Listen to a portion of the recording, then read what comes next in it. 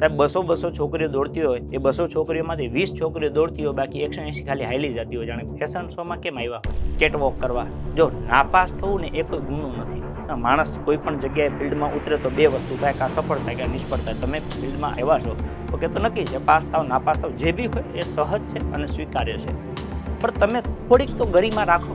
અંદર લખ્યું છે પરીક્ષામાં કે પરીક્ષામાં તમારે 1600 મીટર દોડ, એવું લખ્યું છે 1600 મીટર હાલ છે કે 1600 મીટર હાલવાનું છે. થોડીક તો શરમ કરો લા. તમે હારા 300 કિલોમીટર દૂરથી આવો, તમારા મમ્મી પપ્પા ભાઈ 4 જણા તમારે ભેગા આખી રાત બિચારા જાગ્યા હોય અને તમે ગ્રાઉન્ડમાં આવીને ડાયરેક્ટ ચાલવાનું કરી દો, તમે શરમનો સાંટો ન થતો. આપણે થોડીક તો મર્યાદા રાખવી. માતા પિતાની કાં ના પાડી દેવાનું કે ભાઈ મારે દોડાતું નથી, હું નહીં જાઉં. અને આવો છો તો ઊભા હે ના રહી જાવ છો, હાલવા આવો છો દોડવા આવો છો.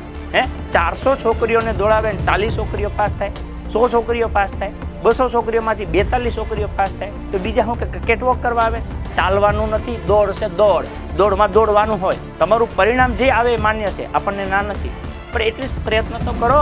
ખ્યાલ પડે છે પહેલાં બહેનોને મેં નજરે જોયા એટલે મારું આ કહેવાય ને કે આમ હૃદય કંપી ઉઠ્યું કે આવું હોય. જે માતા પિતાએ આપણને આટલી મહેનતથી ઉછેર્યા છે, એક સપનું આવ્યું છે, તમે એ સપનું સાકાર કરવાની હવે ટોચ ઉપર આવીને બેઠા છો, તમે માયકાંગલા થઈ જાવ છેલ્લી ઘડીએ. આ તદ્દન ખોટું કહેવાય પહેલાં. હાવ એટલે હાવ ખોટું કહેવાય.